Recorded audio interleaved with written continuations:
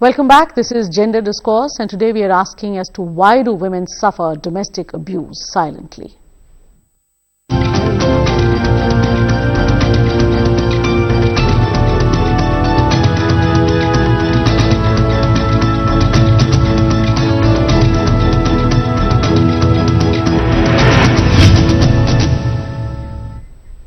The lines are open and you can call us. The numbers are 1800115314 and 23035420. So if you have a relevant question, do call us and tone down the volume of your TV set, as I keep saying this again and again.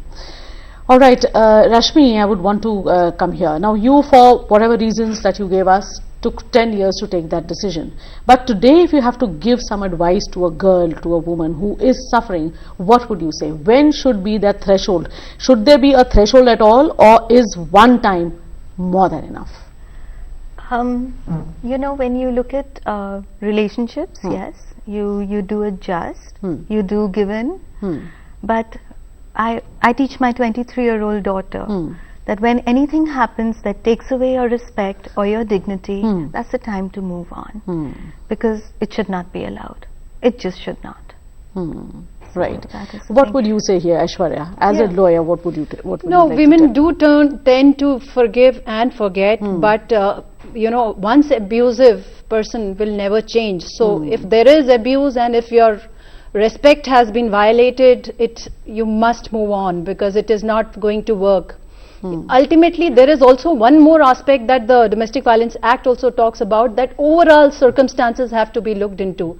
So you are in that marriage, you know, please trust your instinct, please follow what your heart says, and you will know what is the right thing to do. Yes, also, you know, the first time a man raises his hand at you, he will cry, he will apologize. There's a whole cycle that will continue, you know. Yes. And then he will, but every time you allow it to go by without proper counseling, without proper, you know, taking care of the situation, that violence will carry on further and further, and by the end of it you will not be able to control it beyond a point. And in your own mind, I think we as women, because we operate from a totally different level than the men do, the men use their mind more and probably we use our heart. So what happens with us is that in our own mind there is a cycle that we go through, and we want to believe, we want to trust again, we want things to work for us. So operating at that level, we do go through those processes. But you know, in Hindi there's a lovely word, it's called dhairya, and I always talk about this, that we have immense dhairya. You know, we are like the earth and we can take a lot, but when that dhairya breaks, just like for the earth there are cyclones and tsunamis, so is a woman not to be underestimated. Absolutely, absolutely. Okay, Namita, don't you think that it also has to do with the way the society perceives a woman? You know, the moment she wants to get out of a house, there's no support system, as she said, and sometimes they may not be employed, so which means she's not financially dependent. And I don't really know how workable are these short stay homes that the people talk about, and for how long can a woman be there? And if she's not educated, then where does employment come from? How is she going to feed her children? So do you think these are actually the dynamics that have to be looked at? Absolutely. Your question has the answer. You know, that there are two barriers really to walking out, you know, of an abusive marriage. And I'm not sure whether it's because women are necessarily more patient than men, or because they don't have a choice.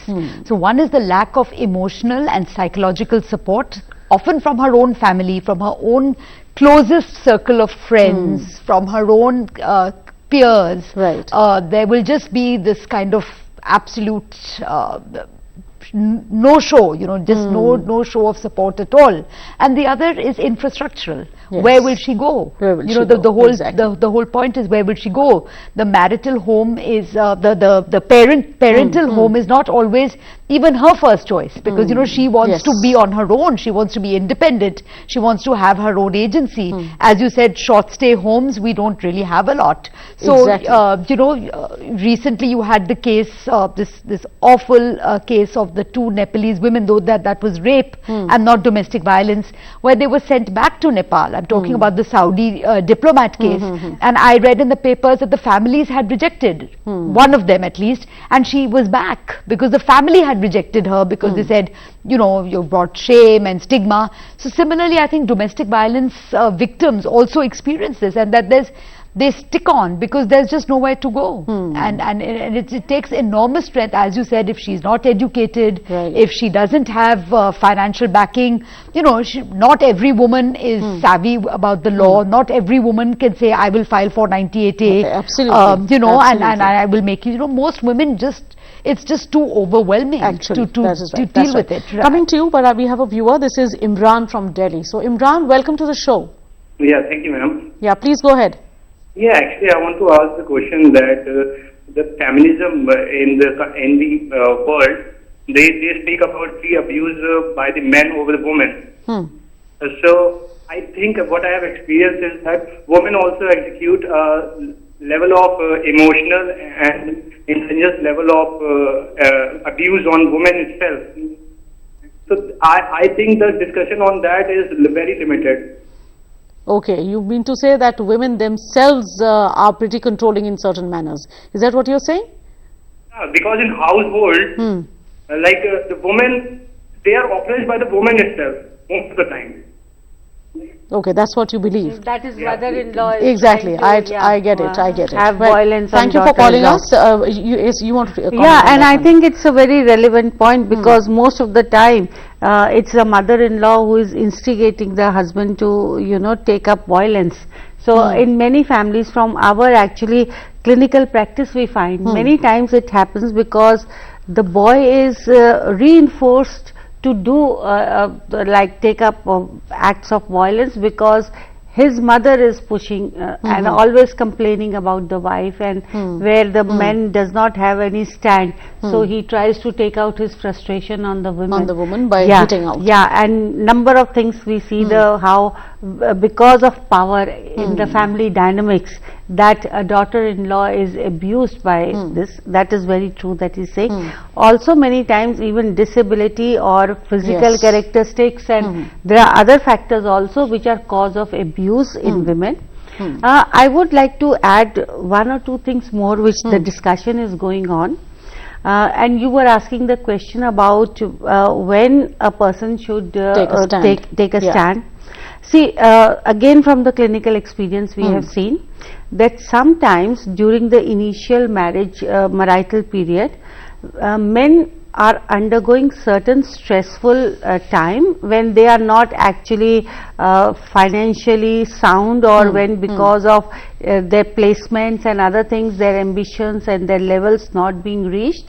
And it is also a lot of their own coping strategies are not very good, and they don't know how to handle their frustrations.